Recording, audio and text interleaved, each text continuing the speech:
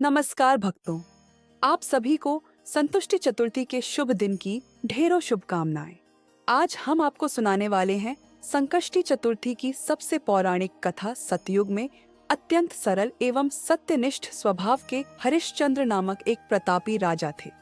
उनके शासनकाल में अधर्म नाम की कोई वस्तु नहीं थी। उनके राज्य में कोई अपाहिज, दरिद्र या दुखी नहीं था। उन्हीं के राज्य में एक आशी शर्मा नामक तपस्वी ब्राह्मण रहते थे।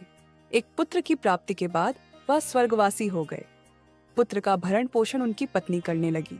वो विधवा ब्राह्मणी भिक्षाटन के द्वारा पुत्र का पालन पोषण करती थी। वो पतिव्रता ब्राह्मणी गोबर से गणेश जी की प्रतिमा बनाकर सदैव पूजन किया करती थी। भिक्षाटन के द्वारा ही उसने पूर्वोक्त रीति से तिल के 10 लड्डू बनाए। इसी बीच उसका पुत्र गणेश जी की मूर्ति अपने गले में बांधकर स्वेच्छा से खेलने के लिए बाहर चला गया। तब एक नर पिशाच कुम्हार ने उस ब्राह्मणी के 5 वर्षीय बालक को जबरन पकड़कर अपने आवा में छोड़कर मिट्टी के बर्तनों को पकाने के लिए उसमें आग लगा दी।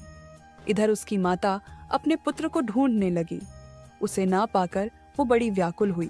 वो ब्राह्मणी विलाप करती हुई गणेश जी से विनती करने लगी, हे गणेश जी, आप इस दुखनी की रक्षा कीजिए। मैं पुत्र के वियोग में व्यथित हूँ, आप मेरी रक्षा कीजिए। वह ब्राह्मणी इसी प्रकार आधी रात तक विलाप करती रही। प्रातःकाल होने पर कुम्हार अपने पके हुए बर्तनों को देखने के लिए आया। जब उसने आवा खोल के देखा तो उसमें जाग भर पानी जमा हुआ पाया। और इससे भी अधिक आश्चर्य उसे तब हुआ जब उसने उसमें बैठे एक बालक को खेलते हुए देखा। ऐसी अद्भुत घटना देखकर वह भयवश कांपने लगा और इस बात की सूचना उसने राज दरबार में दी। उसने राज्य सभा में अपने कुकृत्य का वर्णन किया। कुमार ने कहा, ही महाराजा हरिश्चंद्र, मैं अपने दुष्कर्म के लिए वध योग्य हूँ।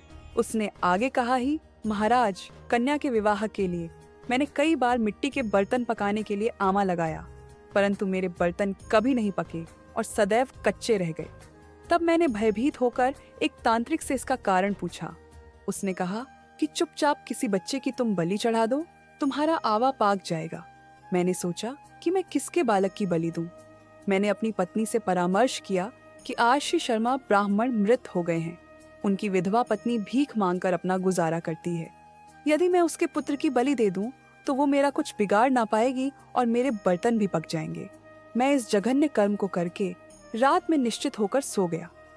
प्रात जब मैंने आवा खोलकर देखा तो क्या देखता हूँ कि उस बालक को मैंने जिस स्थिति में छोड़ा था वो उसी तरह निर्भय भाव से वहां बैठा है और आवा में जाग भर पानी भरा हुआ है।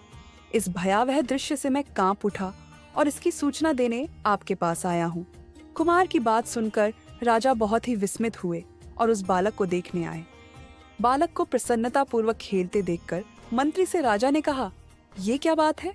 ये किसका बालक है? इस बात का पता लगाएं। इस आवे में जानवर पानी कहाँ से आया? इसमें कमल के फूल कहाँ से खिल गए? इस दरिद्र कुम्हार के आवे में हरी हरी धूप कहाँ से उग गई?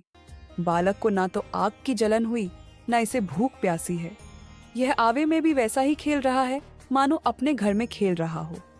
राजा इस तरह की बात कह ही रहे थे, वो ब्राह्मणी वहां बिलखती हुई आ पहुंची। वो कुम्हार को कोसने लगी।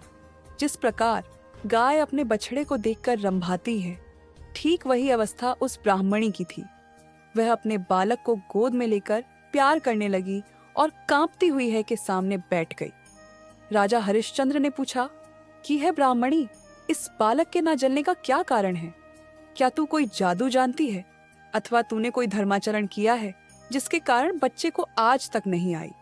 राजा की बात सुनकर ब्राह्मणी ने कहा, है महाराज, मैं कोई जादू नहीं जानती और ना तो कोई धर्माचरण, तपस्या, योगदान आदि की प्रक्रिया ही जानती हूँ।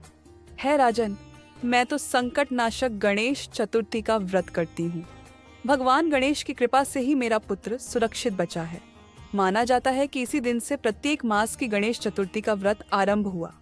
इस सर्वोत्तम व्रत के प्रभाव से वृत्ति के सभी मनोकामनाएं पूर्ण होती हैं।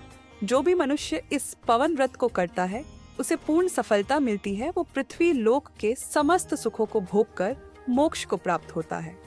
बोलिए गणपति महाराज की जय। अगर आपको ये जानकारी अच्छी लगी हो तो वीडियो लाइक और शेयर करें और चैनल को सब्सक्राइब करें।